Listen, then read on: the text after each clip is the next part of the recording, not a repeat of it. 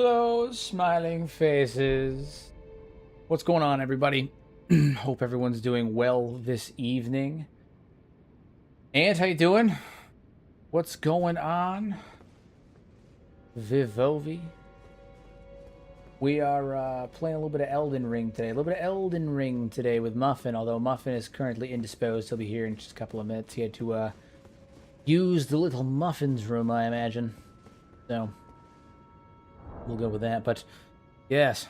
I was not expecting Elden Ring. I didn't read the title. Oh yeah, every Thursday I do Elden Ring on Thursdays with Muffin. We do we split up and do Elden Ring together on Thursdays. We're doing a seamless co-op playthrough, so that's my Thursday run right now. And then yesterday was obviously the build stream, but that was a little different. But you know, I do Kenshi most days of the week. I like to break it up sometimes. You know, split the monotony up. Obviously Kenshi is like my bread and butter content, but I have a theory for the skeletons and how they function. Do tell. I'd be more than excited to hear about it. I actually had a giant breakthrough of a theory today on the podcast with Pato.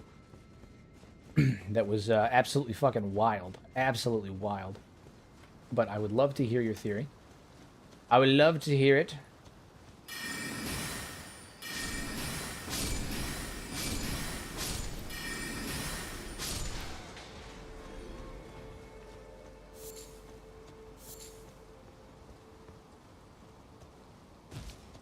I'm gonna do some leveling while we're waiting for Muffin.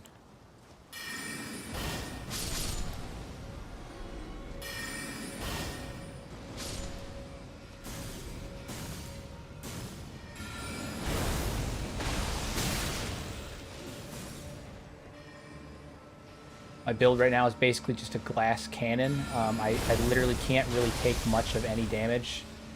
I have almost no health. I'm weak as hell, spongy as hell. The whole point of this build is that Muffin is the tank and I am the DPS in the rear. I'm not built for long engagements. I'm definitely not built to be the solo engagement, but we're going for it.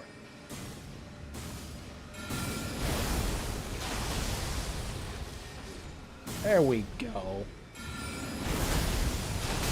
Ow.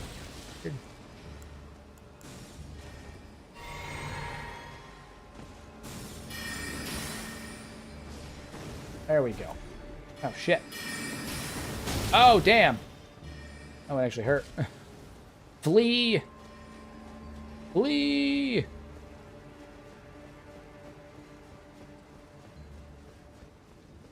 What am I to do without Muffin here to tank for me? What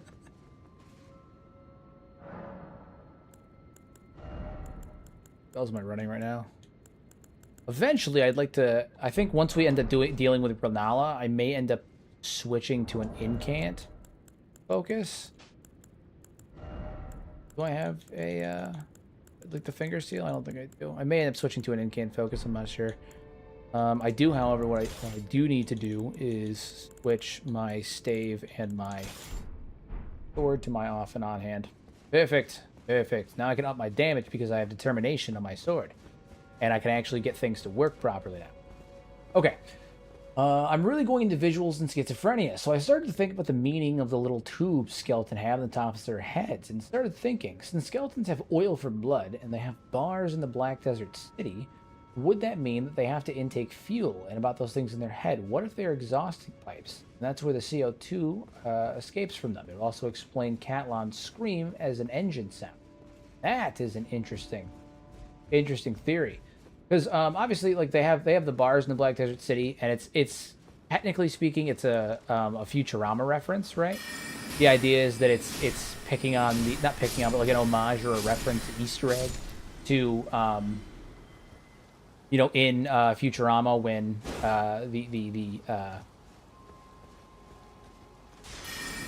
in Futurama how the robots in Futurama use alcohol as fuel, right?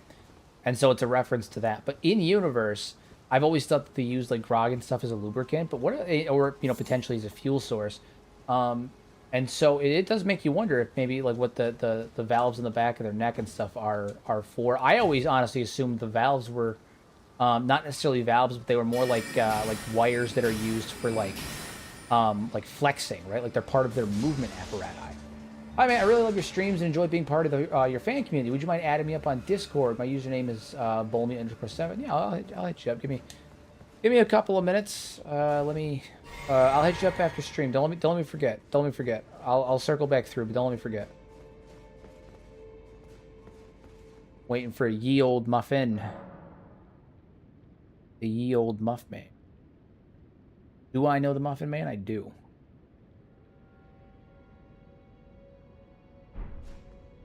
But I do appreciate you copping in, and I do appreciate that the kind words. I'm glad that you enjoyed the content. Naturally.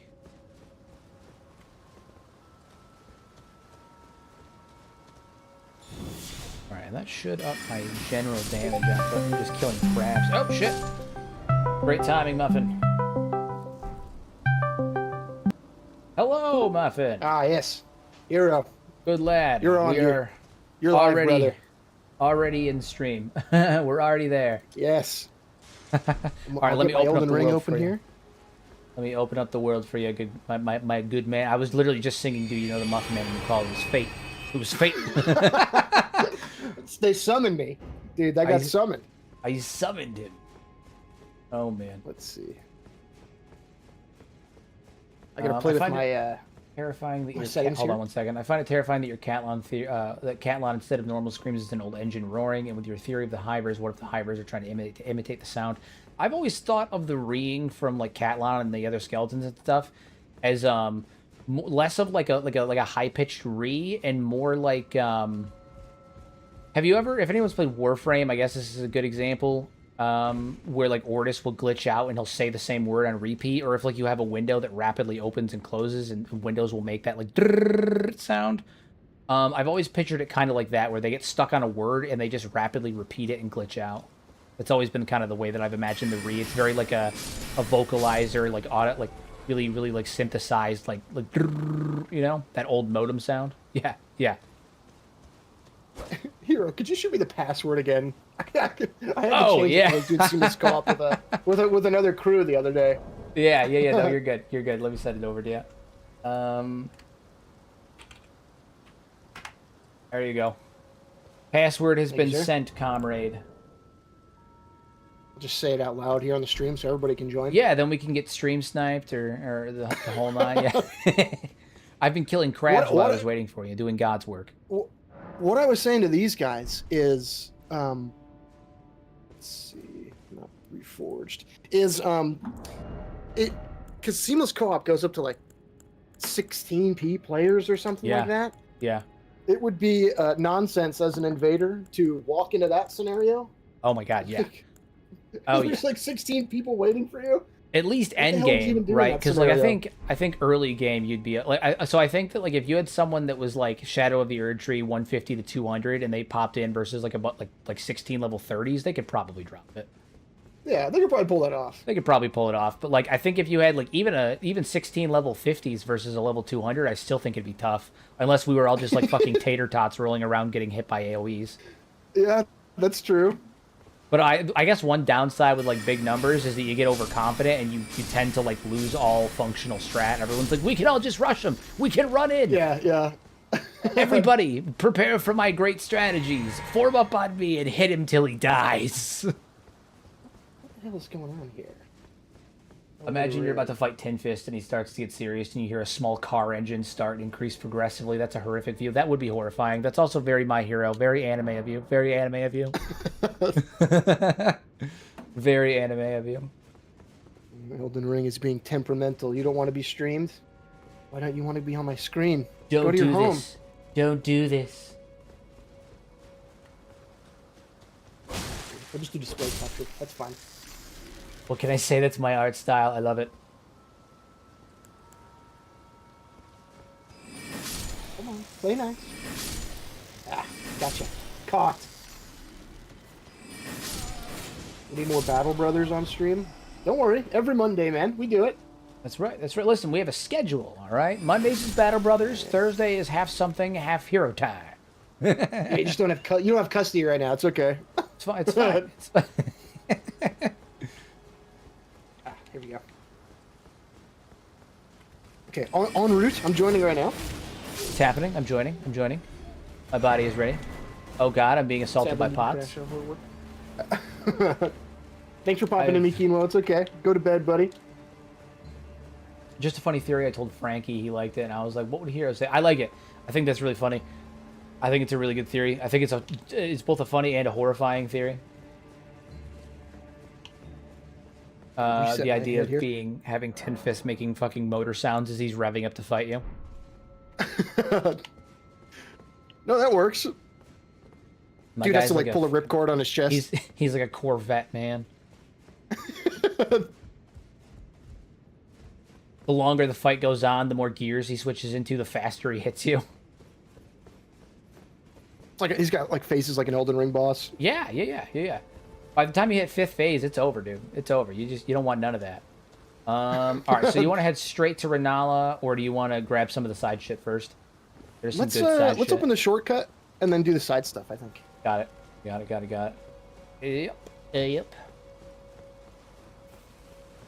It would be really embarrassing if I got hit by this. I was gonna say, I was literally about to be like, "Are you ready to dodge the most easily telegraphed boulder?"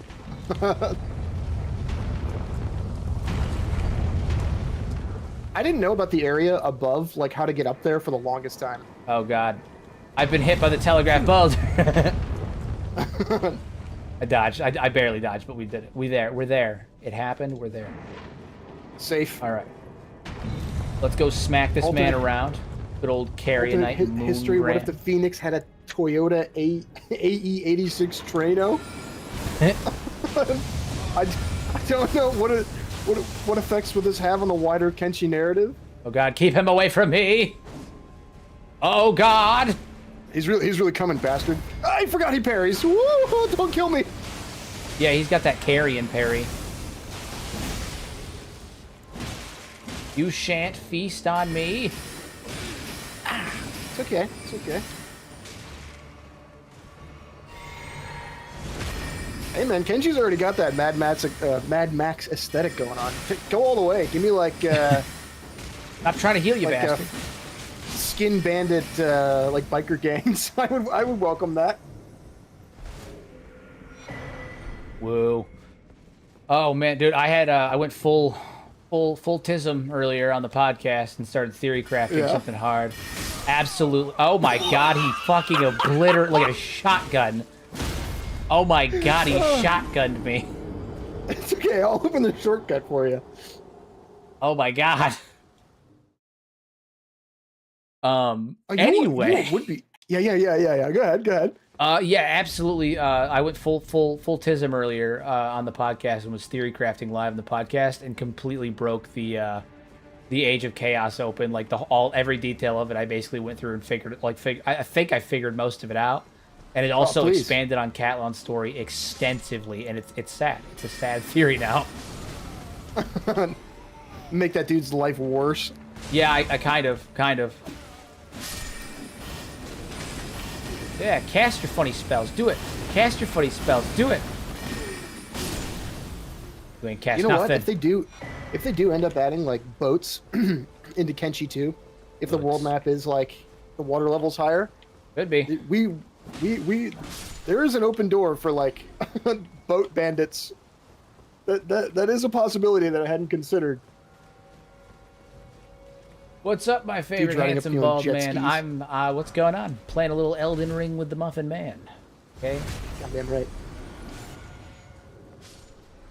Is there anything crazy good on this side path?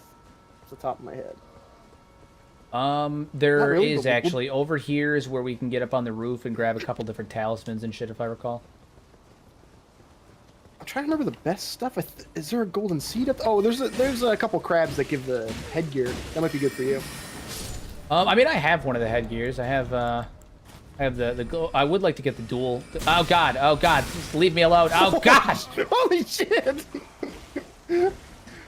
I'm so squished. Down, man. I've built my character like such a glass cannon that I'm so squished. Dude, fucking 3 hit you. I am maximum squish. Maximum squish. Totally fine. You must have two.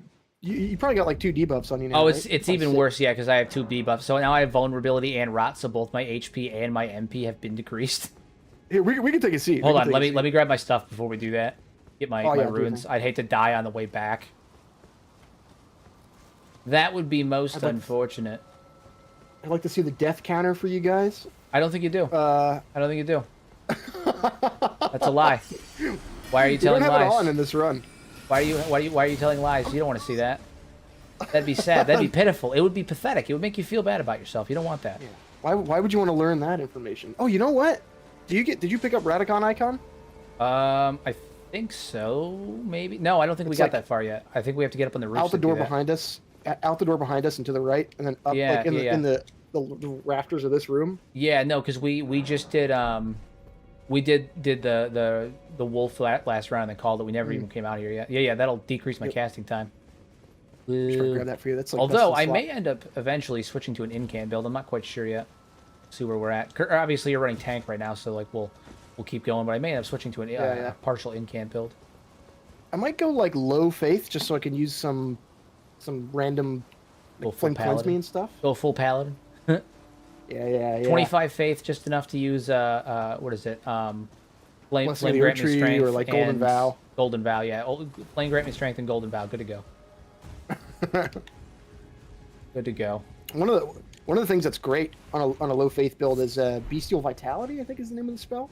Yeah. Some light regen for health. It's super cheap. We do love their light health regen. Yeah, we had a thing ticked on my other seamless co-op run where we were seeing who would be the first to hit 100 deaths. I wasn't within like I was not within like I was 30 behind the next like highest number. So but I can't be too cocky that like they'd never played Elden Ring before. Oh, decrease that casting speed. Woo. Good grab. Oh, there's a golden seed back there past the whatever, the big spinning spinning blade lady. Yeah. The something virgin, the virgin something, yeah. something Ow. ain't get no ass. Get my ass kicked by a goddamn pot upstairs. That'll do it. That'll do it. That'll do it. All right. I am so far behind being able to level. It's not even funny. What level am I? Only like 41. Level 41. We're pretty low. We're honestly like low. We're kind of usually by the time I get here through it for being so low. To be honest with you. To be perfectly frank, I'm usually about 20 levels higher by the time I get here. Yeah, I was gonna say I think on my soul because I'm running a paladin run right now, and I think on my paladin I was like level 60 or 70 by the time I went to Renala. Also, Hero, about the thumbnail for the Shek Allied with the Holy Alliance. Do I draw Asada and that new Phoenix shaking hands? Yeah, that's fine. I'm good with that. Works for me. I think that would fit the vibe. Oh, fun fact, by the way. Remember how last stream I couldn't get my my offhand to work for casting? Turns out it's because my controller, my L1, was stuck. I had literally as soon as we got off stream, I whacked my controller on the side and it popped right up and we were good to go. Good to go.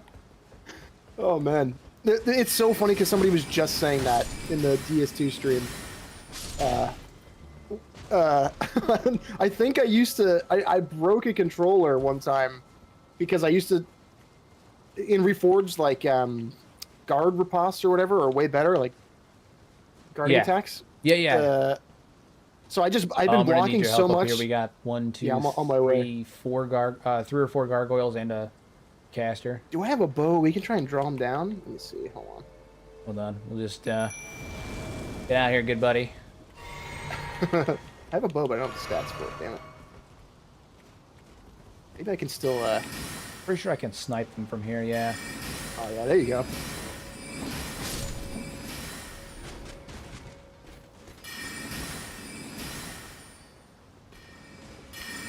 Jump this guy. I know they're coming, but I'll just tank it.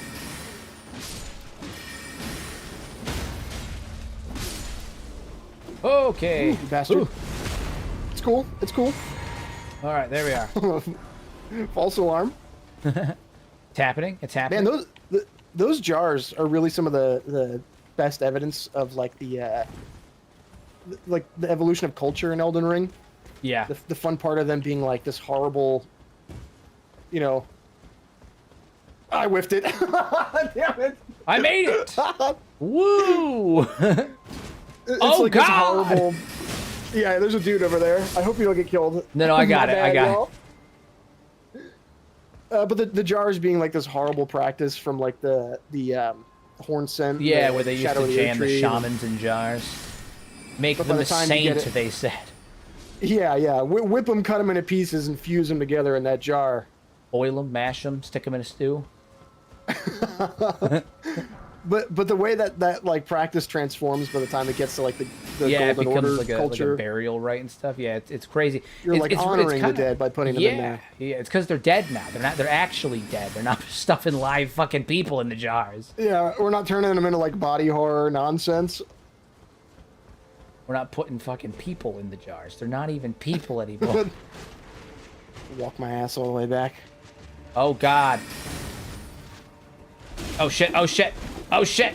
Oh shit. Oh shit. No health on this guy. Swig a flask, my man. Swig a flask. Okay. I survived, but very barely. I got stuck in a very small room with 2 marionettes.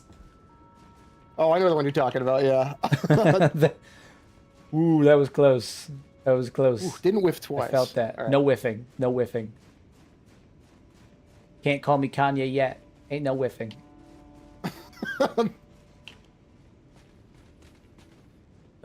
No whiffing. All right, here we go. Climbing up this here tower.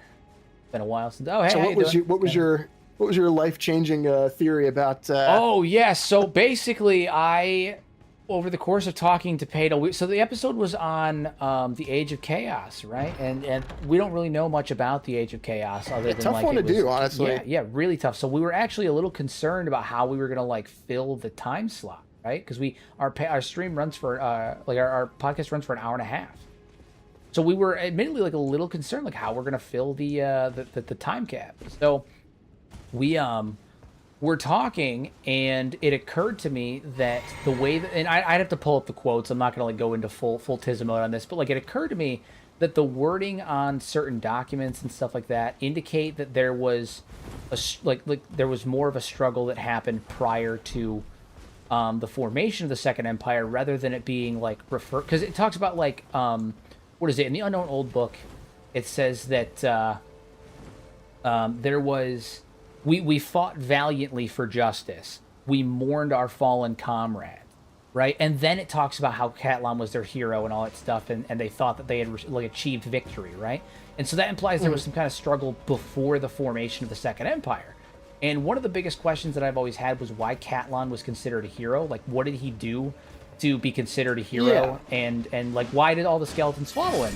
And then it occurred to me that when Stobe died, there was probably a faction of skeletons that still wanted to eliminate humanity, right? That still wanted to destroy humans. Elder is still around, and he wants to destroy humans. So there was probably some that were still around. The Age of Chaos was an era of like no record keeping, no like humans were living in survival. It was a nuclear winter, like an ice age. So like humans were in survival mode and all that stuff. And there wasn't like much happening, but the skeletons, they don't need to keep records, so like because they're there, you know. Should I remember? You don't really need written history when everybody kind of knows when what everyone happened. when everyone was there. Should I be hopping down this tower towards you? Yeah, I think that's safe. All right. So they don't need written history, and they can also survive in a nuclear winter, right? Like it's not going to affect them. They're fucking robots. You know what I'm saying? So. Well, humanity is in these small, isolated, like colonies or tribes that are just trying to survive over the course of decades or hundreds of years.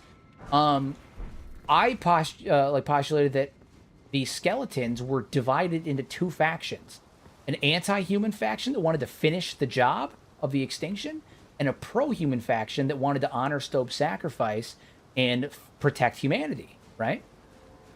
And the reason why Catlan was considered a hero is that for hundreds of years during the Age of Chaos, Catlan and his pro-human forces were fighting a civil war against their own kind to determine the fate of humanity. That makes sense, because Go ahead. we always kind of think of Age of Chaos as like a because humans and skeletons were in such like strife, but Yeah. for like again, for all the skeleton characters, like human conflict is like meaningless because that's like, in their opinion, part of human nature. Yeah. Like, so the only thing that would make sense was big enough or significant enough to constitute an age of chaos for skeletons would be infighting amongst their ranks. Well, so this is when it gets really that makes crazy. sense. So we're talking about all that, and then suddenly it makes sense why Catlan's considered a hero, and it adds in like an extra layer of like what the fuck when you look at his dialogue for when he's betrayed, right? Or for like towards the end when he goes insane. Because from Catlan's perspective, he was the hero that spent hundreds of years defending humanity, right? It's in his dialogue. What was it all for? What was the point of it all? I am not the monster. In his mind, he spent hundreds of years protecting humanity, and then suddenly humans become start calling him the monster, and he's like, after everything I've done for you, after all the sacrifices I've made, the people that I've killed, the people of my own kind that I've killed, this is how you look at me. This is what you think, that I'm the monster? Yeah. And it kind of adds up to that. Now, hold on, this is when it starts to get crazy, right? So I postulated all that, and it kind of added to that whole train of thought, and then something occurred to me when I was thinking about it, about the Holy Nation scriptures. Oh shit, I got hit by a glintstone. Classic gag. I was looking at the Holy Nation scriptures, and something occurred to me when I was reading them, that we as a community have long since thought that Kytrin became Stobe, right? I mean, I know the text you're talking about. I was thinking the exact same thing when you're talking about the Civil War. Then when Stobe, they wanted to separate the skeleton aspects of Stobe from the whole thing, so they broke him down further into Kytrin. Or into Stobe, the good skeleton, and Kytrin, the bad skeleton, right?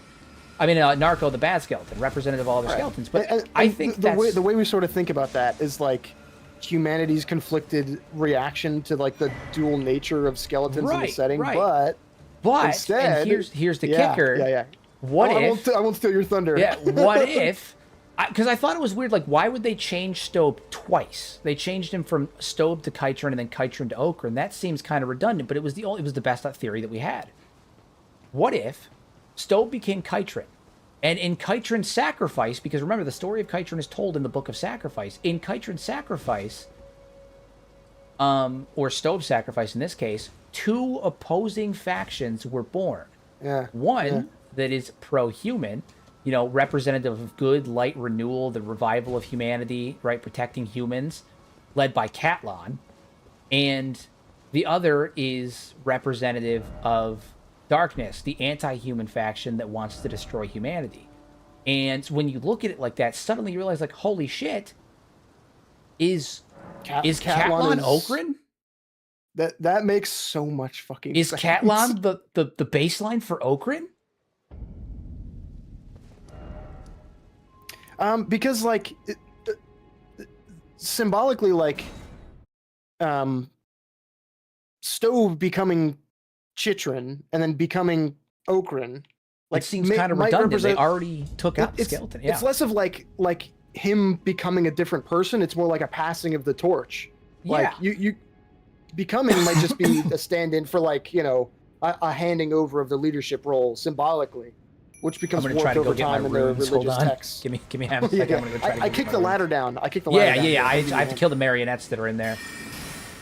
On my way. I'm gonna let my. That's really good. Yeah, so and I'm whipping out like quotes from like the holy books and stuff like that, and like also it talks about, there's specific, like the wording was really, really specific. So like, and this is what like really lended to it at the end of the unknown book that you find, where it's like Catlan was our hero, and like after what is it? He says, shit, I want to pull it up now. It says we fought valiantly for justice. We mourned our fallen comrades, but when we had won, the world was a little bit brighter. They had beaten the anti-human faction, and then they restarted humanity. But then we were blinded by that false light. The false light being that they thought things were over, that life was going to go to the way that back to the way that it should be, or that humans were safe. And and but like we were blinded by the false light. And there's this weird comparison that happens a lot in some of the old texts when you look at it, and then you look at the Holy Nation text, where the Holy Nation texts are regularly referring to Okran is like a form of light, right? As light. Oh, and then you look at the text referring to Catlan, and they talk about how he was their hero, but they were blinded by the false light of him being their hero, of the things they had done. That's great. And like all that stuff is in there, right? So then we take it a step farther. And it talks about how you know what? Fuck it. Give me half a second. I'm gonna pull it up. I'm gonna pull up the quote. I'm gonna pull it up. I wasn't going to, but I have to. Dude, I substitute teacher you. I got you talking about some I have shit to. that you're totally Why did you do this to me? Oh my god, you did. You did. Why did you do this to me? But that's strong enough that like the more you say, the more I'm like, this is rising in. I literally, as soon as we hopped off the podcast, I wrote a script for this because I'm putting a video out like the next couple of days. Like I had to. I was like, holy shit, dude.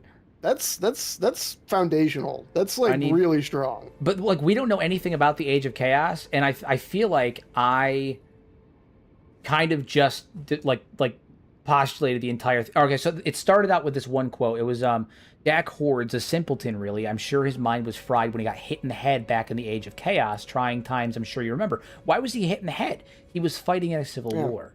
He got hit in the head, right? Now, I'm sure there's other ways you can get hit in the head, but like what would cause, like, think about this in comparison with everything else. When you look at it from that Civil War context, what would cause him to get hit in the head? He could have gotten hit in the head back in the Civil War. They said trying times. Like, it's almost like you should know why he got hit. You know? Yeah.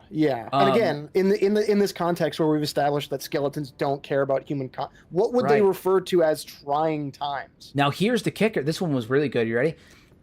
There's that quote: Tin Fist and Catlan made a great team. Now we don't know what Tin Fist and Catlan's position were. I mean, what Tin Fist's position was in the Empire. We've long since wondered, like, what was it? What if he wasn't necessarily had a high-ranking position in the Empire? What if him and Catlan were war buddies? What if they fought on the same side in the Civil War? That's why they were a great team, because they fought for humanity in the Civil War. In the Skeleton Civil War. Yeah. That tracks for sure. And then I'm going to read the exact quotes. Okay, so Kytrin was split in two, one of light, one of dark. Stobe, his sacrifice, broke into two opposing factions, one pro-human, one anti-human. Together, two gods would exist in equilibrium. Okran, god of day, warmth, and renewal. The skeletons that were fighting for the renewal of humanity, the warmth that they would hopefully have after the end of this ice age that was caused by the rebellion from the skeletons. And Narco, god of night, cold, and destruction. The skeletons that were anti-human, that had destroyed the First Empire, that had caused a nuclear winter, an ice age to occur, and wanted to wipe out the remains of humanity. Two factions born from one sacrifice. Born out of the depths of the darkest depths of the world came Narco, the shadow. She sought to erase all that is good, if not for our savior Okran. Okay, so out of the depths of destruction, the rebellion of the First Empire, the Skeleton Rebellion, Okran, who is supposed to be born from Kytrin, the opposite of Narco, stopped the skeletons from erasing all that is good in the world. Okran, being the good skeletons, Catlan's forces, the pro-human side of the Civil War, prevented the erasure of humanity from Narco. Continued downward. Where was it? It was... Hold on, sorry. I gotta pull up this last one. No, do your thing. This is all great. Excuse me. I am securely sold. Okay, let's examine Catlan's dialogue. Has my judgment come so soon? I had to thrall them all. Traitors siding with the humans. Treason. Now we're nothing. What was the point of it all? Now we're nothing. What was the point of it all? The point of everything that he had done, not just for his empire. What was the point of the war that he had fought against his own kind? As they grow in numbers, have you tried looking after humans? They're monsters. As they grow in numbers, so does their capacity for evil, and they won't even notice as they do it. I was not the monster. Which is exactly what somebody who had spent centuries fighting on the side of humanity, only to be revered as a monster by the humans he was supposed to be protecting. Granted, we know why he was called a monster. He became a monster, but in his eyes, he's like, I was the hero. I spent centuries protecting. Catlan's dialogue without that context is a little silly, because it makes him very super villainy, where he's like, yeah, but in the context, I did all this slave stuff, but with that context, now it's like, oh my god, no. He's betrayed. Granted, he was a monster, but no, he's betrayed. He feels devastated. He had spent decades, if not centuries, fighting and killing his own kind to protect humanity. He was the hero of humans. He was the hero to humans and the hero to skeletons. And then to have the very people that he had sacrificed so much for call him a monster, even though it was justified, I could see why he would feel betrayed. He wasn't just like the emperor of a kingdom. He wasn't just, someone who made an empire and was, ruling over it and felt entitled. He was a war hero twice. Yeah. He had sacrificed. Now, here's the big one. Are you ready? I'm going to read the full quote to you. Oh, please we do. all fought valiantly for justice together. Together for justice. We endured chaos. We all mourned our lost comrades. Now, why would you say that in what context during the Second Empire does that make sense? It doesn't. It makes more sense if they fought valiantly for justice, fighting against those who wanted to destroy humanity. Instead, they fought on the side of good, trying to protect humanity. They fought literally valiantly for justice, not metaphorically, literally. Yeah. We all endured chaos. Well, the chaos they endured was the Chaos Age, the Skeleton Civil War that took place in the middle of an ice age. So imagine like an ice age environment, blizzards, the whole place is covered in snow and perpetual blizzards and permafrost. There is an ecological cataclysm happening. And skeletons are in the blizzard killing each other. Yeah. We all mourned our lost comrades, right? And then, which is the skeletons lost in the Civil War. And then the next sentence says, the world looked a little brighter after we prevailed. The formation of the Second Empire after they won the Civil War. Mm. But we were blinded. Maybe the ecological damage starts to subside. Right. But we were blinded by its false light because they thought that by limiting the anti-human faction, suddenly everything would be okay. And ultimately, it didn't turn out okay, and we know that. But they were blinded by its false light. Now, that usage of the light metaphor, that comparison of light is something that happens a lot in Holy Nation texts when they're talking about Okrin. Even Catlan, ruling with a light heart and a heavy grip, had orders slip through his fingers. He was our hero, but he became our enemy. So I always thought that meant that like he had enthralled his people and then the rest of the skeletons turned on him. But skeletons in modern Kenshi even look at him with a level of reverence. They were nothing compared to Catlan. They look at him like at reverence. No, he literally became the enemy when he became an anti-human skeleton. He had turned on humanity. He literally became the exact enemy they had fought a civil war against. Right.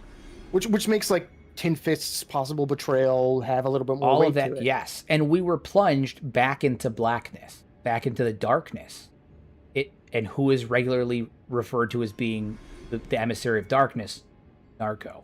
Catlan went from being the original concept for Okrin to being viewed as a false light, a false prophet, a false version of Okrin, and then later became viewed as the emissary of Narco.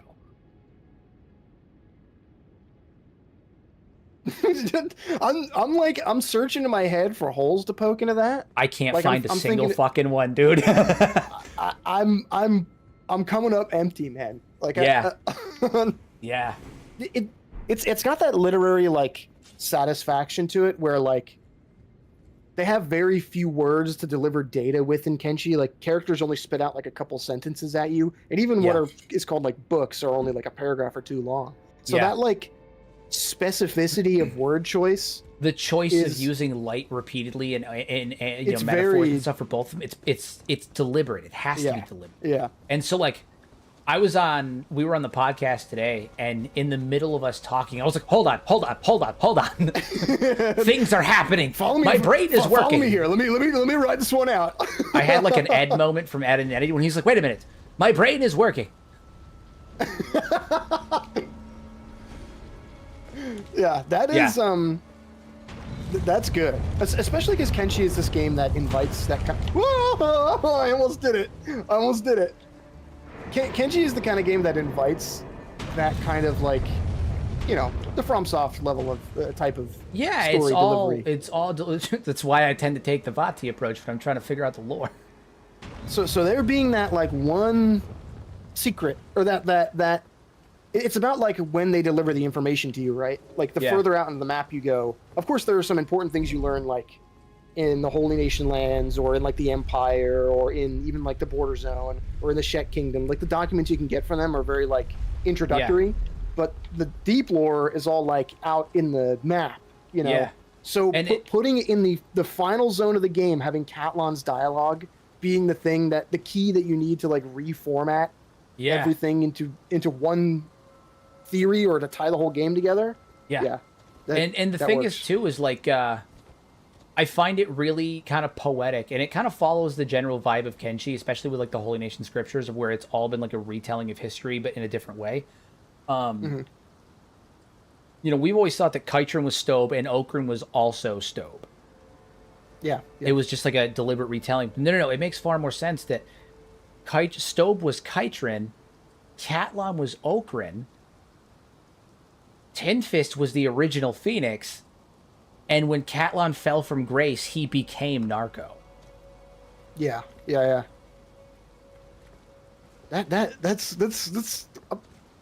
like this is gonna be one of those things where like I'm gonna be having lunch the next like week, and I'm gonna be turning that over in my head, like looking for holes. Yeah. It was but I had like a full on I told Pato on the pod today, I was like, dude, I'm having like a tism attack, dude. I'm like, my brain is working. I don't know how else to describe it. That's good. So yeah, that was the pod today, was me basically doing that for about 45 minutes to an hour. Yeah, that's exciting stuff. But like it changes my view of Catlan heavily. I actually almost feel bad for him now.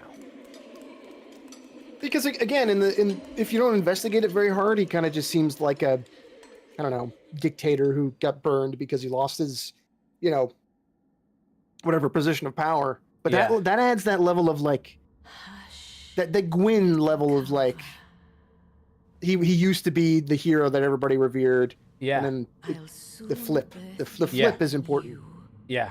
It was it's wild. It's wild. So. I'm blown away. That's good. Yeah, it was weird. Like I said, I was sitting here and I was like, oh my god, it's happening. And every couple of minutes I'd be like, wait a minute, there's another quote. Hold on. I gotta go through it. I'd find the quote and I'd be like, no, this one too. It all points to this. Every time I find a quote, it points to this. That scene in like a detective movie when you like put the red string to the thing you wouldn't expect, and then it all falls apart, man. All the quotes start flashing back. Yeah, his house when he finds a grape on the ground and he suddenly realizes that it's lupus. More mouse bites. Don't you hit me with knowledge. Hit me with those books. Don't you dare. You swine. Now, I do remember phase 2 of this fight being a little temperamental in seamless co-op, but yeah, because it teleports us. Beat her ass. Keep on kicking her ass. Do it. Keep on kicking her ass. Try and get the bleed going here. Get the physical damage. She doesn't like the physical damage. Woo, back off. It's okay. We eat those. I cut you so bad. You won't even know I cut you. I cut you so bad. I cut you deep. I cut you deep. The second phase of this fight is one of my favorite moments. The idea that like no, I think it spawns double those little fucking miscreants because we're in here, like the ones that we have to hit. I'm chasing the outskirts of the arena. Because I've hit at least 4. Oh, got her. I love when Ronnie starts talking and she's like, "Well, the dialogue is essentially, you're beating up my senile mother." Stop beating up my mom. She's sad. Yeah. Her husband left her. Leave her alone. Here's a projection of her at like the height of her power. Fight that instead. Yeah. Hey, Sat, what's going on? You can't beat up my mom. Leave Brittany alone. This dude's evacuating my chat. He's getting the best of both worlds. You two-timing bastard. I know. He said that genuinely may be the best Kenshi theory I've ever seen, bro. Thank you so much. I'm excited to put the video out, man. I already wrote the script for it. I did it right after the stream. I sat there and just fucking piled it out. Yeah, this is one of those fun things where like the pieces were right there in front of you, and I can't believe the community went so long without like taking all those together. It was like the missing piece of the puzzle, and it's crazy because it changes. It doesn't change everything, but it puts everything in a new perspective, everything in a brand new light. Yeah. And just by changing that one detail and looking at it from that. But, like, we don't know anything about the Age of Chaos, but, like, all of that fits perfectly with everything we know. Everything we know. And the script, the documents, even though they don't say it, they allude to it enough to where I'm like, no, it's there. It's there. Upon my name Yeah. is Rani the Witch. And the other thing with like, you know, out of the box like nuts theories like that is that a lot of the time, it's just like, okay, well, what does that add to the narrative? You know, Yeah. like that's the immediate hole you poke where you're like, okay, that's fun and maybe a little kooky, but like, what? How does that improve my reading of this and make it like more depthful? And usually that's the first, like the cannibal like the shrieking bandits like vat grown clones thing, where it's like, sure that could be true, Yeah. but And the majesty of the what night she conjures. what does that change? Like, what do I get out of that? I personally story-wise? follow Okay. the environmental factor more likely, just throwing it out there, you know, the glade, Yeah, that they got like tainted they crops. got and stuck whatnot. on an island, and yeah, that works. But the thing about that one is that it does substantively add like another layer to the content that reframes like the tragic nature that all skeletons talk about Catlon in like a deserved light. Batter this bitch. Batter her. Oh, God. Oh, sweet. Thank you, Gotcha. God. Gotcha. She was about to Kamen me. Oh, man. She was about to fucking beat me down with a Kamehameha. This fight is like, oh shit, not that difficult to do like with a crew. Oh, try and intercept a couple of these. But solo, dodging all those projectiles is such a pain in the ass.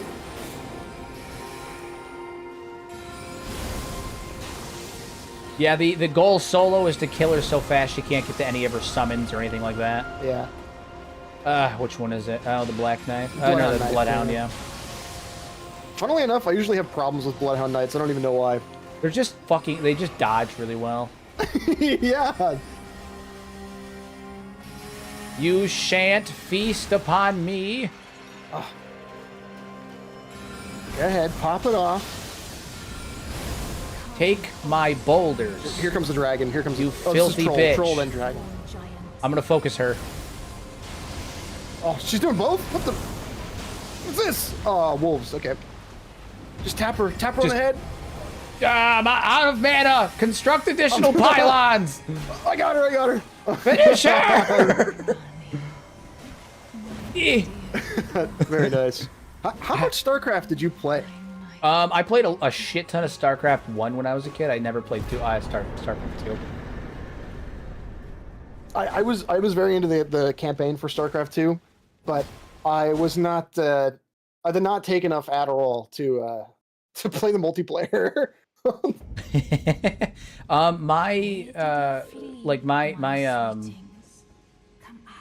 I guess I don't know what I don't know what to call him. My god brother. I don't know. My mom's best friend and my godmother, her son. He was crazy into the StarCraft scene for a while. Now he plays League like it's nobody's business. Yeah.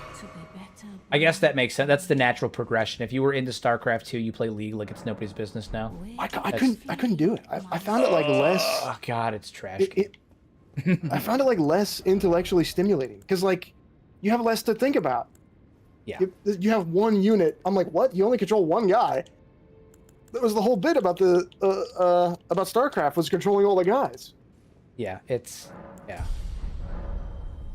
Yep. There was a great video essay I watched. I can't remember the YouTuber who did it, but the theory was like the reason StarCraft 2 is not going to persist and take off is like it maintain its position as like this esports darling is mostly because it's not easy to understand. Like things like a fantasy RTS like or I don't know, even Company of Heroes. Something like that is easy to grasp because you're like this is a swordsman. He fights dudes in melee range. Or this is the priest. He converts other units via the abstract concept of religion. But you know what all that is. Yeah. Right? Yeah. But the thing with StarCraft 2 is that it's like, okay, this is the fucking, I don't know, corruptor. This is an alien that grabs other units and poisons them by shooting bile at it. It's like, okay, well, I don't have like a real world basis to I mean, it's not like inconceivable. People can get it, and people often do, but it's harder to initially. The buy-in is rougher. Yeah, which is a fun theory. Okay, so we've beaten Renala. What do? Should we do some leveling in the zone? Probably, I feel like right? we should probably do some leveling. I think we're grossly under leveled. The fact that we did that first Yeah. run is honestly kind of ridiculous. Yeah, before we forget, let's go debate parlor. I never picked up that golden seed that's in like the back of yeah, that first yeah. area. Yeah, we could do like Village of Albanurix and stuff. Yeah. 'Cause Go fight I some do not want lobsters. to walk into. Some filthy I do not want to lobsters. walk into Lanedale at like level 40. Can you imagine? Just get my ass I'm kicked. gonna go fight some lobsters.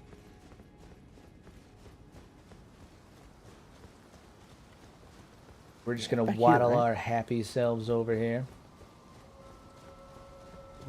Abductor Virgin. That's it. The abductor virgin. Steal yourself. They coming for you. Yes. They There's coming some for you. runes back here too. Do like runes. Yeah. There we go. Dollar bills, y'all. We love runes. Ignore the damn crap. Here, I'll pull aggro. We can run back to the Grace. Or isn't level 40 when one goes to typically when one goes to Lindell for the first time? Oh no. That's nuts. No. No, end game build, like by the time you go back to Lanedale, like by the time you get to like finish Farum Azula, you should be like close to level like 150, right? Yeah. By the time I get to Lanedale, like the outskirts, I want to say I'm level like 75 to 80.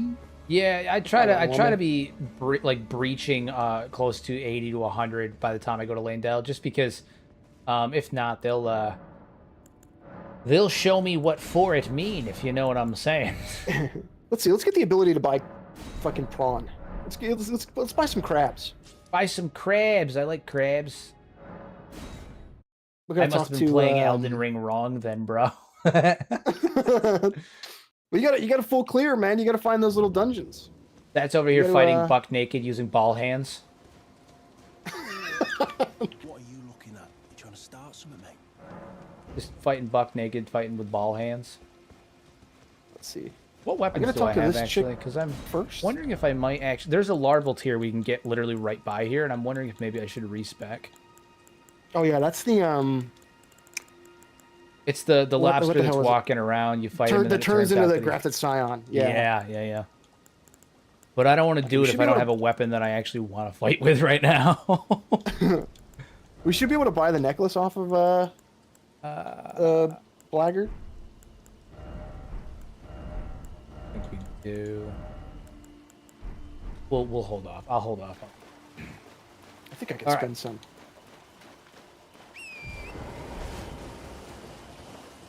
Here, I'll join you at the damn crab shack. To the Crab Shack. We're going to Lon John Silver's over here.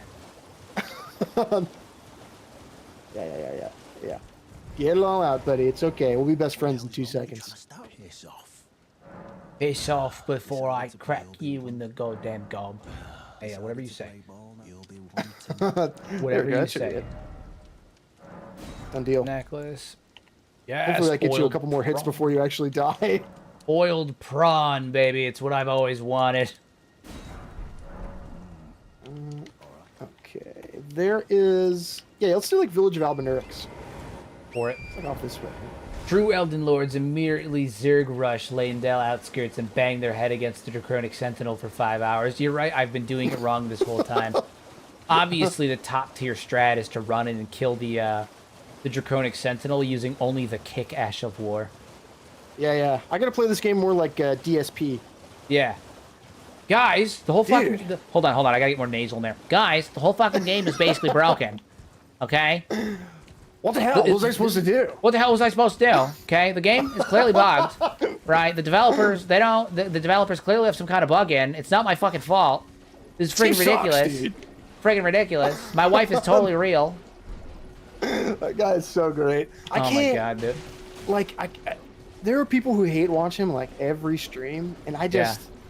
I have can't do a it. weakness for lolcows. I think watching lolcows is so fucking funny, but I refuse to give them views, so I just watch commentators instead. Re-upload channels. Yeah, I watch like commentators like Smokey and Kiwi Tapes and stuff. Like I can't fucking stand them. I can't stand any of this stuff. But also, like, I find myself, in my opinion, it's better than hate watching. Because, like, instinctively, I'm so curious. I want to know what's going on, right? It's like, that's my reality TV show, baby. The degeneracy that is lol cows, except, honestly, more entertaining. They need to make a gamer 90 Day Fiance, man. That's what I'm saying. But the way that I justify it is that I watch re-upload channels like Smokey and you know, Antimatter Morty and all that stuff. So, but every time I see like DSP on my like Twitter timeline or something, I'm like, I couldn't. If I just see him every day, I'd be upset. You guys are just fragging the phones, okay? I've been playing this game for like 6 hours and I don't have a single lick of support. If we can't hit goals, then I won't be playing Elden Ring anymore. Okay? Yeah, he's begging for donations. Fucking e-begging. Oh my god. If this stream is gonna get any support, guys, I'm not gonna be playing Elden Ring anymore. It's just funny, man. Good stuff. Funny stuff. Oh god, it hurts. It hurts, man. Yeah. You sir. Wild stuff, man. Stop being a jar. Those things like that always kill me because it's one of those examples where, like, if he could just acknowledge that he's wrong, his career would have been so much better. He's had so many great opportunities in front of him, and he squandered them just because he won't admit when he's wrong. I wish he would start doing food reviews again. Yeah. Didn't he, his origin story was that he was like a fighting game guy, right? That was like notoriously a giant dick. Yeah, and he's also bad at fighting games. Like, his whole thing, I guess, was that he went to like fighting game competitions and stuff like that, and he was good at like one specific version of Street Fighter. He was good at one version of Street Fighter that was broken. It was broken, and it was funny because the only reason he was good at it was because he took advantage of the bad game design, and nobody else was familiar with it, and he cheesed his way to victory. And then he's like, "Look, I'm the greatest Street Fighter player ever. Okay, I beat these top level players." And they're like, "You beat us on like some jerry rigged, like crap fest game that everyone universally agrees was bad, and like was designed poorly. And you did it by using the same cheaty techniques that you accuse everyone else of using when they beat you." Yeah, it's just wild stuff, man. Locals are my weakness. I wish that I didn't watch them so much, but I do. It's my guilty pleasure. You know. Everybody's got a vice, man. And there's worse ones as far as I'm concerned. Yeah. I think as long as you're not like going after these people, which you shouldn't be, right? Like no. Don't interact with these people. Part of the problem is that people interact with them. Because my thing too is like, even if somebody's like a little weird but kind of harmless, not DSP, I guess in this instance, no. He's a dick. But like, if somebody's harmless but people are posting like shit that you legitimately get entertainment out of, don't bother them. Yeah, just let him keep, that's what keep I'm saying. doing it. That's what I'm saying. Do you remember? You ever seen Mike and Melissa? You aware of this? I think I've heard of it, but I don't think I've ever engaged with it. No. This is the dude who he was in like his college like animation course, and part of his like course was making a little short animated skit, you know, or like a series. Yeah. But what he chose to turn in for his project, and what was watched in front of the entire class, was this like this quirky animation where he like bangs a skunk girl that only exists in his head. Oh my god. It's I shit you not, it's like it's like 15 minutes long. Oh, why does it need to be that long? Why the hell am I going up there? Damn it! I'm thinking about Reforged. Sorry, there's like a collectible up there in Reforged. Okay, I was like, is there something up here that I was unaware existed? I was just. In Reforged, they had this thing called the rune pieces, over here, where they're like, oh yeah, that's good for your build. Yeah, that was. I think it's the crystalline sword or some shit like that. But it's maybe 15 minutes long. I shit you not, I've maybe watched it like 20 times. Oh my god, that's so funny. I get so much enjoyment out of it. It's so good. That is great. But then but the thing happened where people shit on him online like so consistently to the point where he like deleted all his like internet presence. Yeah. And I was like, no, dude, no, I would legitimately watch like a season of this. Yeah. Oh man. Oh man, yeah. DSP e-begging is always funny. Let's be honest here. Always funny. Top tier quality content right there. can't think of like a like there's a lot of old guard versions of those dudes, but I think as the internet has started to march on, like the lolcow phenomenon has maybe faded because I think everybody's fucking there's insane. only a small amount of like real lolcows left. You have people like oh god, I don't even want to say their names. Give them attention. You have people like Cyrax and Nova and fucking DSP and Wings and Boogie. Oh yeah, yeah. But Wings and Boogie, they're like they're from like the last. Yeah, like, they're the old guard, but I'm internet like generation. Cyrax, Nova. You have where's the Andy Ditch? You've got Tony the ladies man. Is Andy Ditch the guy who tried to get on the bus and they shut the door in his face? No, Andy Ditch is the guy that likes to fake that he has like some kind of mental illness and he doesn't, and then he calls everyone views and fakers. And he's trying to convince people to like basically he quite literally, and this is not me being like a jerk, he literally wants the government to have someone come and wipe his ass. And right. he gets mad, and anybody that's like, you don't need that, he's like, oh, so I'm faking? I'm faking? I'm just gonna go out and walk in traffic then. If I walk in traffic, then you know it's your guys' fault because I can't be on my own. I don't have situational awareness, and I can't be out on my own as part of my disability. And like the fact that you can recognize that you allegedly don't have situational awareness, and if you go out in traffic you're gonna get hit by a car is enough for me to think that you're not gonna get hit by a car. Did you ever see videos of like, I can't remember the lady's name. It was something like Mobility Mary. I think that was it. But she's like, her whole bit is that she's like a big. No, you're fine. She's like a big, heavy set, like older lady. Okay. But she rides around in this like mobility scooter, and her videos will just be like from the front view of her. I guess I'd call it her dash cam. She'll like ride down the sidewalk where like 100 yards ahead of her is very obviously some road work, and the sidewalk is like interrupted, and then it'll be like silence for like a good 2 minutes of her like approaching the traffic cones, and then she'll get there and be like, "Oh, great. What am I supposed to do now? I'm stuck. I literally can't do anything." Yeah.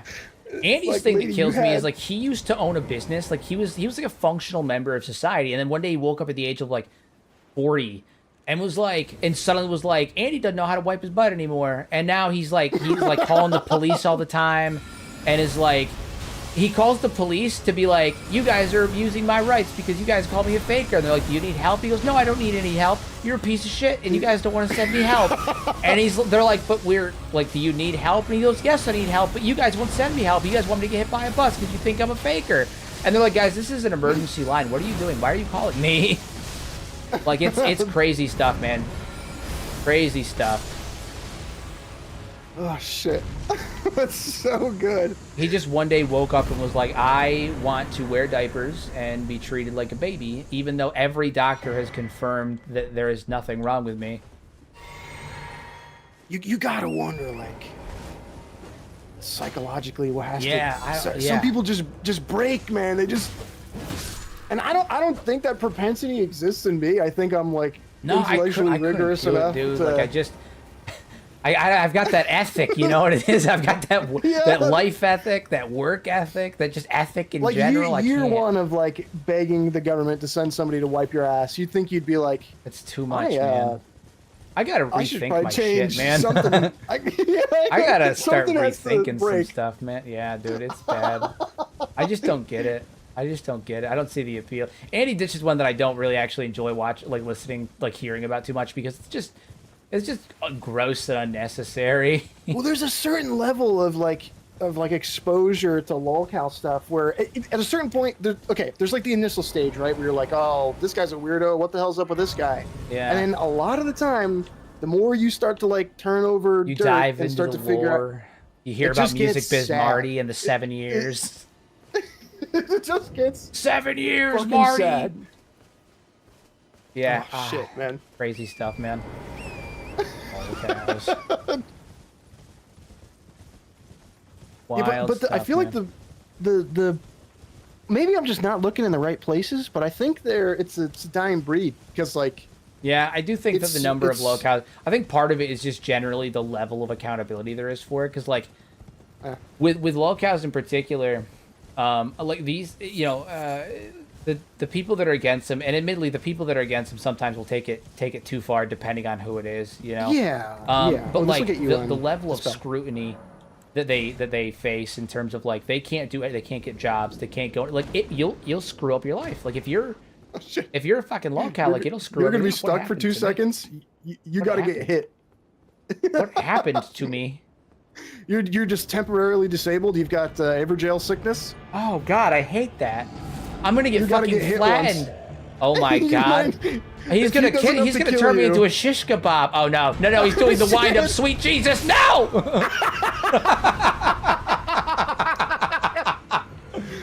Here, I'll just get. I'll He's just gonna get turn me squished. into a fucking shish kebab.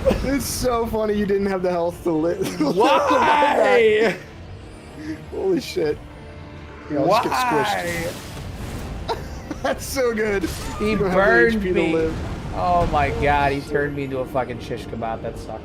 I think that like the lolcow culture, if anything, it's not that they're like maybe this word just doesn't get used as often, but Yeah. with like the widespread nature of the internet, there's just so many. Like Yeah. and it's less like I am like thousands of people are watching this one guy. It's like me and 100 other people are like a regular regulars in this dude's weird upload schedule. I have a couple people like that that I'm like vaguely aware of and do not want to blow up their spot. All right, I Thanks for suppose we stopping by, try Sat. this Take it easy, bud. again. Yeah. Hopefully you don't get crippled.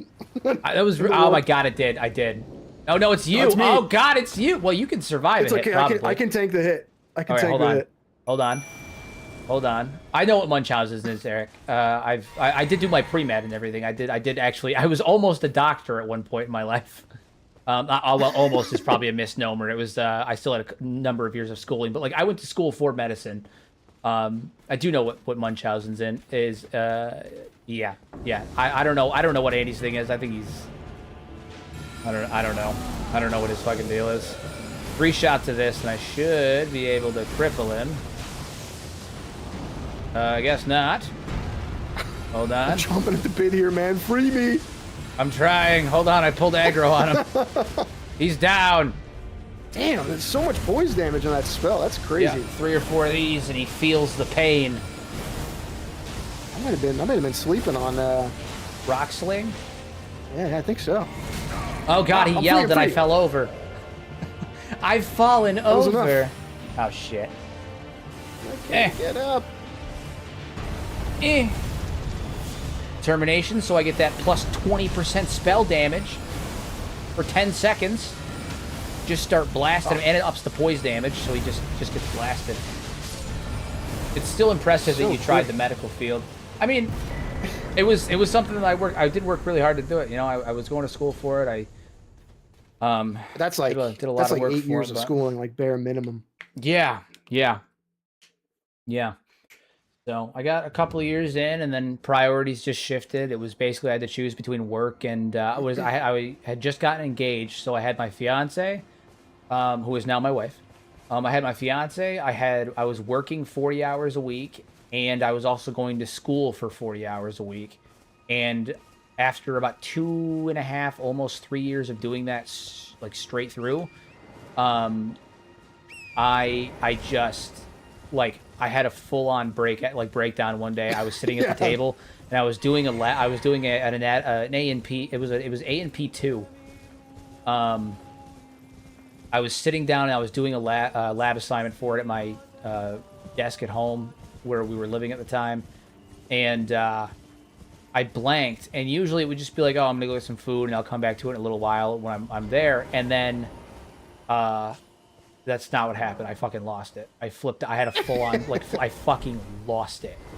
And I just started, I was just like yelling, and I was pissed, and I was just mad. It was like, I wasn't mad at anything in particular. I just flipped out.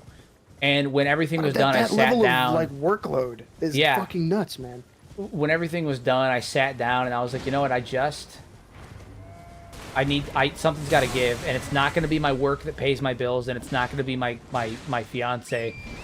I have to stop. And so I ended up stopping, and I'm glad that I did. As much as I would have enjoyed it. I think looking back now, I value free time and my family too much, and I know that if I had finished my schooling, I wouldn't be able to have either of those.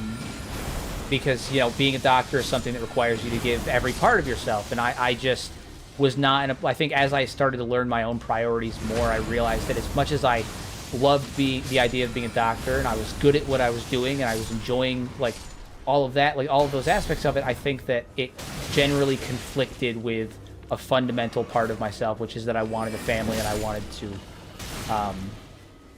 have like a personal life, Yeah. So. You know what's nuts is what's the statistic? Is like 2/3 of like the population change their career path by like their 20s or something, at least once in their life. Yeah. I feel like it was a similar scenario for me, where I was just like slamming my head up against like working construction every day. I know I've since like renegotiated my work schedule or whatever, but you get to that moment where you're like, I can't do it. You're just exasperated. That feeling of like something's got to give is so relatable. Yeah.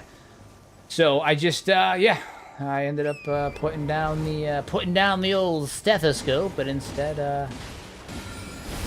not that I was like a practicing physician or anything, but like I was studying to be one. I was on my way to be one, and I just ended up putting it down in favor of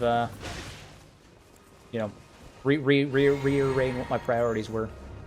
Yeah, man, you gotta prioritize like Yeah. what you actually want to do. The Knights of the Cuckoo. Hilarious name, by the way. Excuse me, sir. I think the Knights of the Cuckoo are based on like French, like knights from France. I think they're French. I think the idea is that they're I can't remember what the exact symbolism is, but the bird is important for some reason. Yeah, I can't remember. Something French, I'm sure. I feel it in my bones. Well, who was that English king who became the king of France briefly? I think his flag had both like the fleur-de-lis and the British sigil on it. And his like livery was red and blue. I have many areas of unnecessary knowledge. French history is not one of them. Yeah. You want me to tell you about the Romans? I can tell you about the Romans. You want to talk about the Japanese history? I can tell you a little bit decent amount about that. Probably could do a little bit of Renaissance and all that. Unfortunately but, for you, French, George R. R. Martin is a European medieval warhead. Yeah. So like 90% of this stuff is going to be that. Explains the incest. I get it. That was real, man. They fucking did that. I know. That's why a lot of like nobility and stuff in like France and Europe in general. That's why they all had like perpetual cocaine jaw, and they looked like they had a fucking shoe for a chin. Who was the no chin guy? I'm not. I can't remember the name of the family even. Polish royalty. I can't remember the name of the guy. Yeah. Not important. What remember his Your Majesty, the sun burns me. He's like 7 generations of incest. He can't even open his eyes anymore. Yeah, that family tree is more like a family circle. Yeah. It looks like the Elden Ring, funnily enough.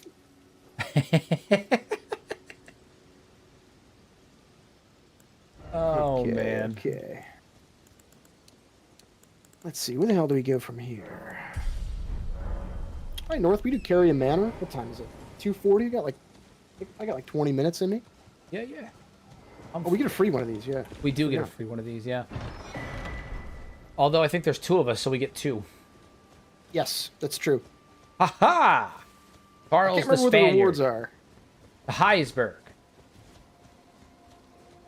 Okay, so this is probably the best one to do. This brings us back to the this is opening Chapel area. of Anticipation. Yeah, where we can get the Stormhawk, and we can get the golden. Yeah, let's do that one.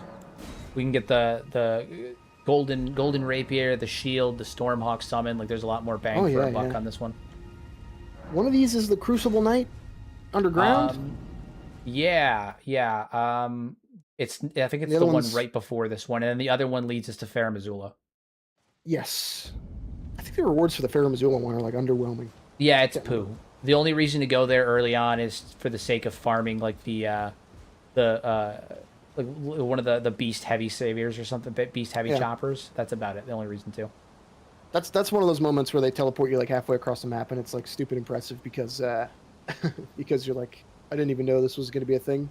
Yeah, Like the yeah, Lanedale trap chest. And yeah, and then you realize that you can't get down unless you cheese the game, so it's kind of redundant. It's just like a oh, we can go here, but not right just now. gonna dangle that in front of your face. Dangle it right in front of you, you rat bastards. The Lanedale one is fun because they grow the map and they Yeah. play that little joke on you. Yeah, let's see, bastard. He's gonna yell. He's gonna yell. Staggered. Well, thank Usually, you. three rock slings is enough to stagger most enemies. It's like most stuff. Oh god, he's coming for me. It's happening. Oh, okay, all right. We're good here. Yeah, if I can land all 3 rocks 3 times, it's usually enough Hold to him stagger down for the most artillery. enemies. Oh god, finish him. Yes! There, tickle him. easy Poke money. him. Poke him. Just spit on him, dude. He'll fall over.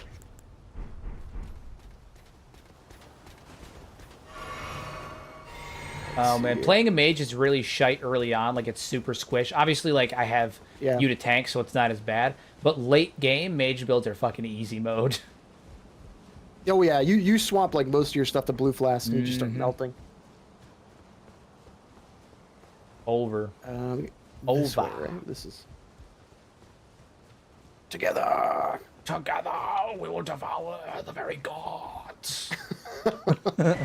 It's so funny that George just did like Danis Baratheon twice. Yeah. Weird dude who's like a middle child, grasps at power, interacts with dark gods, has a weird foreign lady come to him. Yeah. He did Brother it did it 3 twice. times. He did it 3 times, actually. He did it with Midra, I too. can't- Oh, you're right. You're right. He did it 3 times, actually. This Midra. is the One Let me run it guy, back. very sagely, has a strange lady come to him, interact with dark powers. his whole life falls apart as His a whole life as a falls apart. Yeah. consequence. Yeah. He did it 3 times. This is you're seeing the sauce now. George just writes the same like 5 characters 40 times. Yeah. It just yeah, changes yeah. little things. They're like, George, we need you to write the background lore for Elden Ring. And he's like, all right, here's what I'm going to do. I'm going to open up my first book and I'm going to fucking copy that shit and just change the names. And then they're like, oh, that's really good, George. He's like, all right, cool. Now what I'm going to do is I'm going to open up my second book and I'm going to copy that shit and change the names. More incest, though. My girlfriend actually says that like Elden Ring is now retroactively her favorite George R.R. Martin work simply for the virtue of the fact that it's finished. That's fair. Yo, George is going to kick the fucking bucket before he finishes that next book. I don't know, man. I think he's you riding cross your it. fingers and hope. I think he's riding like- it. You want to do the Crucible Knight one over here? Yeah, I'm back at where are you at? I'm at the right, Belfries, yeah. Silly me, I forgot. I feel for him in a way because like he became famous at like the tail end of his career. Yeah, he can't Like- even enjoy the benefits. He can't even reap then, the like- nerd chotch, my guy. I don't know about you, Oh, man. but like, when I first started writing stuff, I was like, I'll write a book. I can write a book if I tried hard enough. And then Yeah. you start, and you're like, holy shit, how does anybody do this? So I don't know is if I've told you, I'm writing a book, actually. Really? Yeah, I'm about 470 pages into a 600-page book. I've written 33 of the 42 chapters in my book. Nice, man. And it is, I've been writing it since this over a year and a half now. I've been planning it for 2.5 years, and I've been writing it for a year and change. I started it last February. It is a so giant it's been a year and change. Yeah, pain in it's the a ass. bitch, man. And sometimes I go like a month or two where I don't write a single page, because I'm just preoccupied or something Yeah, like stuff like yeah. that. But like it's difficult. Like I get it, but like at a certain point, the other thing though is like I feel like the I fell in the wrong. Can I get it? I can get it. Right. Who? I feel like the think you're good. difference yeah. though between like me writing a book casually on the side and like George R.R. Martin is like that's his fucking job, right? Like I have other responsibilities George is an old man who he doesn't have to do anything other than writing. Everything that he's doing is by choice.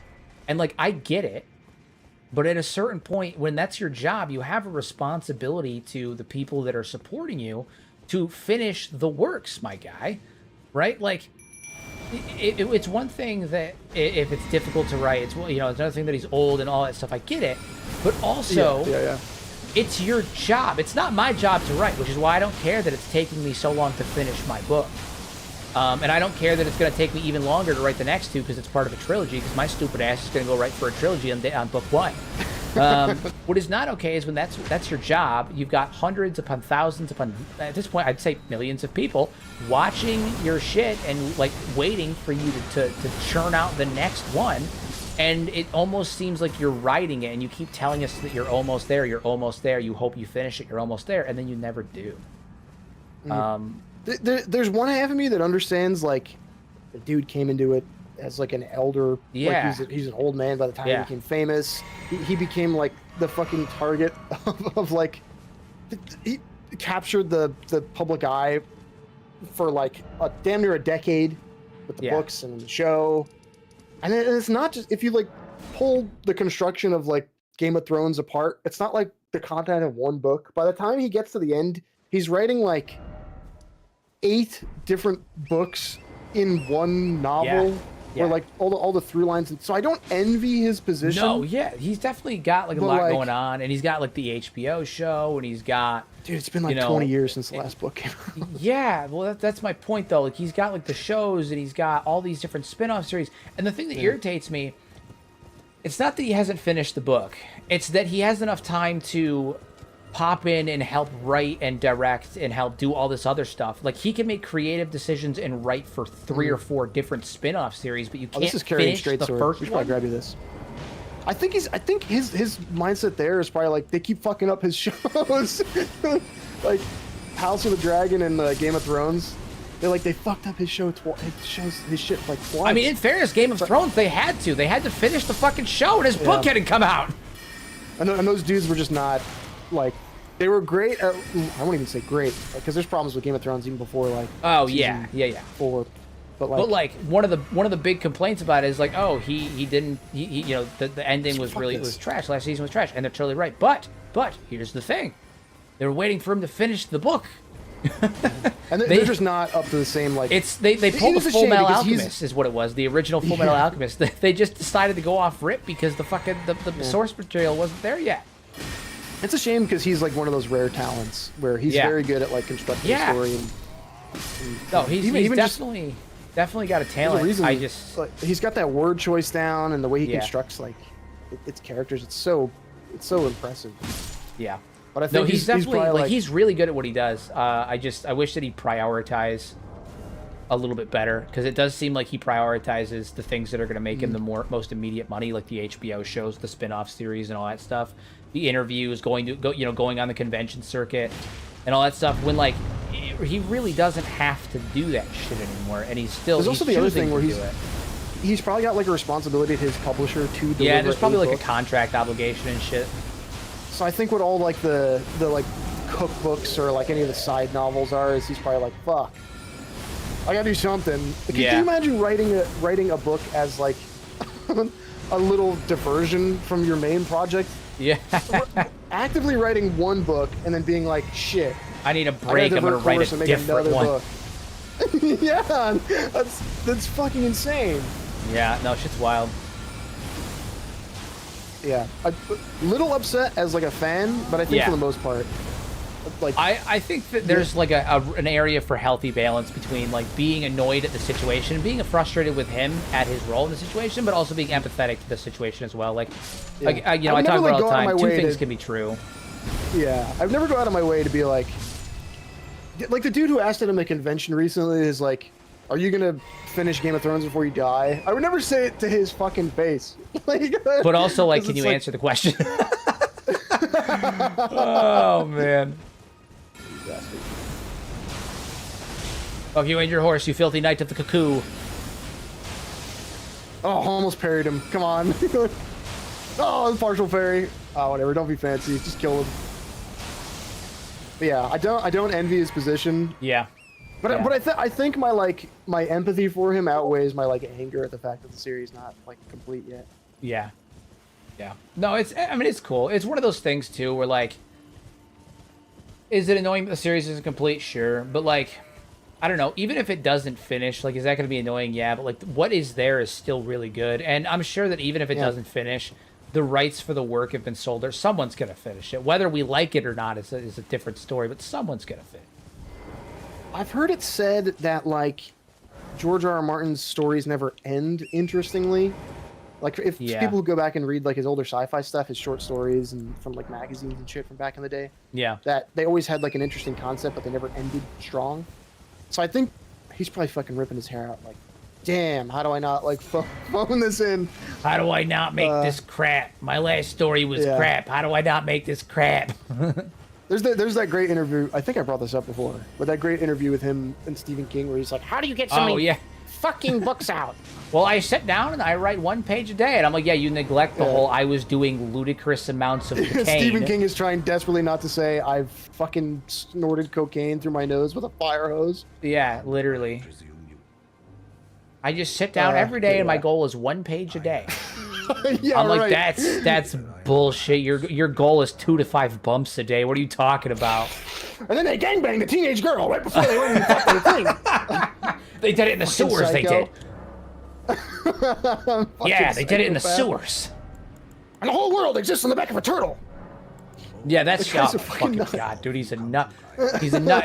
Does anyone? Why don't we talk about the fact that Stephen King looks like elderly Kevin Bacon? Oh, shit. Why don't we talk about that? These are truth nukes. The world's not ready. Why don't we talk about the fact that Stephen King looks like elderly Kevin Bacon and that Harry Styles currently looks like young Kevin Bacon? Oh, shit. The Kevin Bacon biopic. I feel like there's a lot of Kevin Bacons around. Yeah. We just need to find, like, a kid Kevin Bacon, like a teenager Kevin Bacon.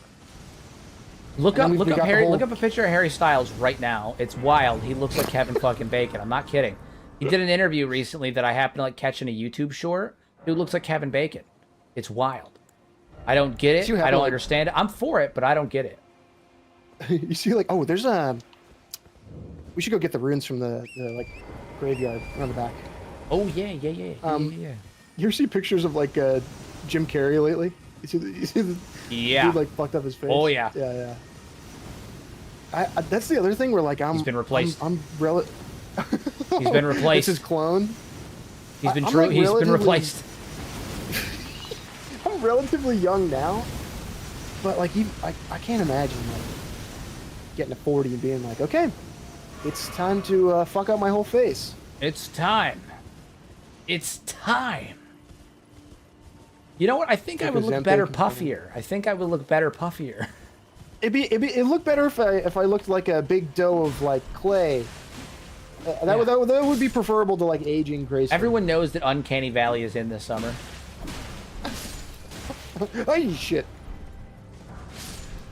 But he looked fine. That was one of the most egregious ones to me. Yeah, like, I don't know what the deal is with that. The whole thing is super bizarre. Super bizarre. I think, and this is why I'm fearful of it, because like we have like a 1% of like the public perception that like they have, right? Where I'm like, yeah.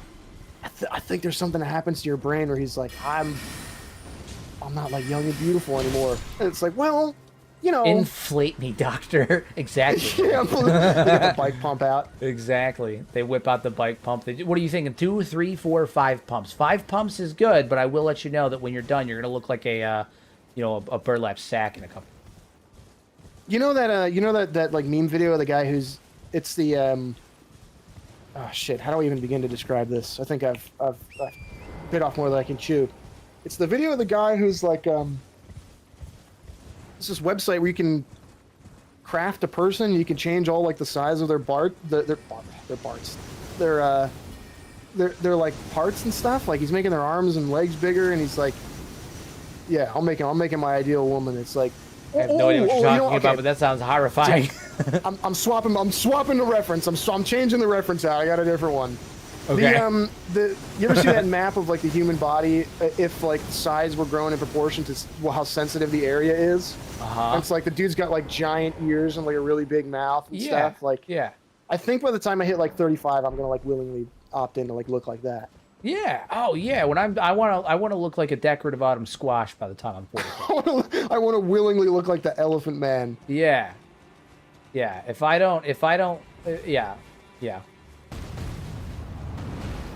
Yeah. No, thank you. Flee. We'll pass. Keep your hands to yourself.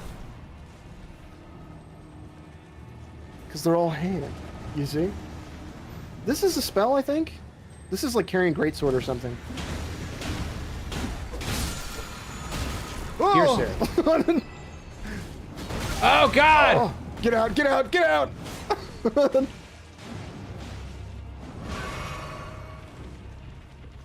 Don't get grabbed by this. Ah, you...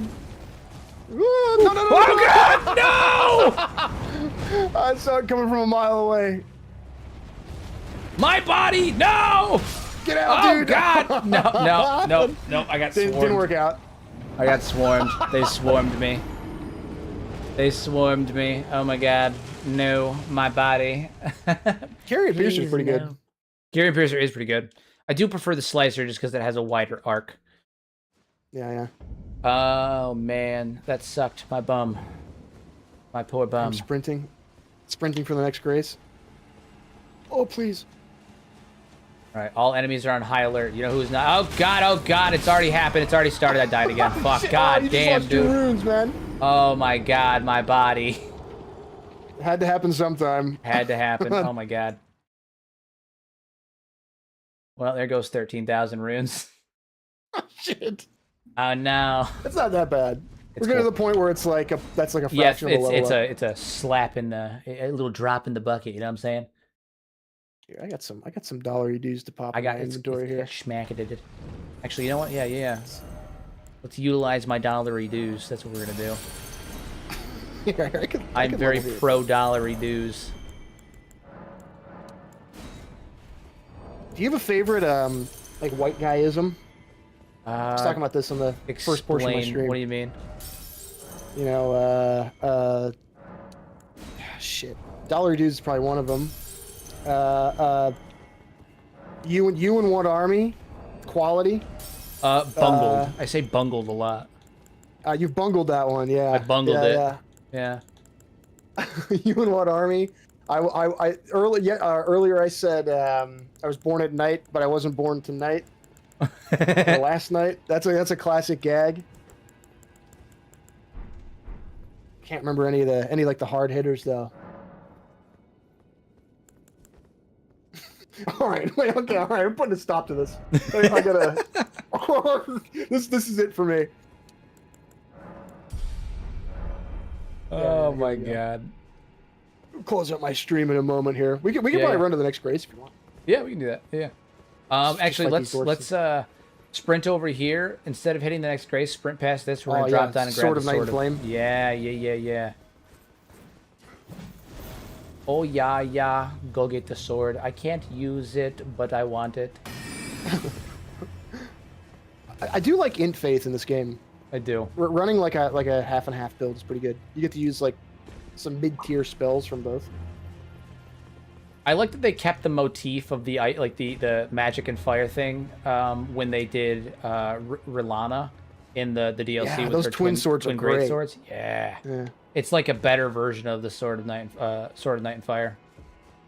Milady is like one of my favorite fucking swords from the whole DLC. Wing stance is pretty cool. Wing stance is pretty cool. Great. We do like the wing stance. I both lack the faith and the strength for this, but I feel I'm okay with it. Honestly, if I respect, I could probably do it. You don't need much strength. I just don't have like any. I have 8 strength, and it needs what is 13. the hybrid? It needs 12. What is the hybrid int faith casting implement for sorceries? Prince of Death staff? No, it's the hybrid one is the it's the one that you get after it's the remembrance you get from fighting Meta in the DLC. Oh, but that's the one that casts both. I guess I was talking about the one that scales with. That scales with both. Then it's the Prince of Death staff. Yeah. Prince of Death and the Golden Order fundamentalism one. For faith. Yeah. That was the most annoying part. Was having to swap like casting catalysts. Yeah, that's why. What is it in any of my New Game Plus builds? Actually, because I'm doing a Paladin build right now. But if when I end up going to New Game Plus, I'm considering doing like a pure caster and like a full-on wizard build with Ronnie's big floppy hat and everything. And if I do that, I'm going to probably end up using the staff that lets me cast both because it adds so much versatility, so much versatility. All right, do you want to run to the next one, or do you want to wrap it up? Let's run back to the round table and upgrade our shit. Oh yeah, since that's I've a move. Smithed my junk. That's a move. Smithing his junk, he says. Smithing his junk. Actually, you know what? While you go to the round table, I'm going to go to Renala, and I'm actually going to respec so I can use the Sword of Night and Flame. Go nuts. I'm going to respec. Can I make this strength scale yet?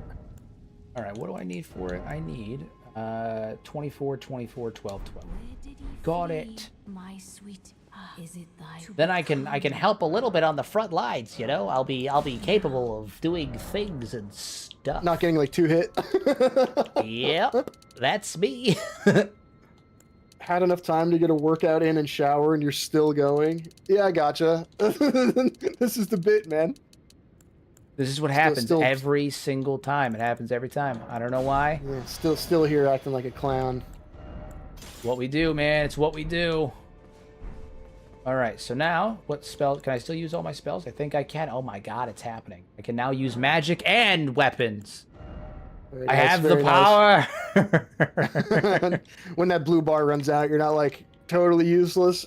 yeah, I'm useless. Although, man, like you've been melting shit with that rock sling. That now thing we is go to fucking the round great. table, and this is gonna be great because I have enough somber smithing stones that I can actually get that the Night and Flame sword up to a decent degree, to a decent level. What am I missing So. to upgrade beyond +5?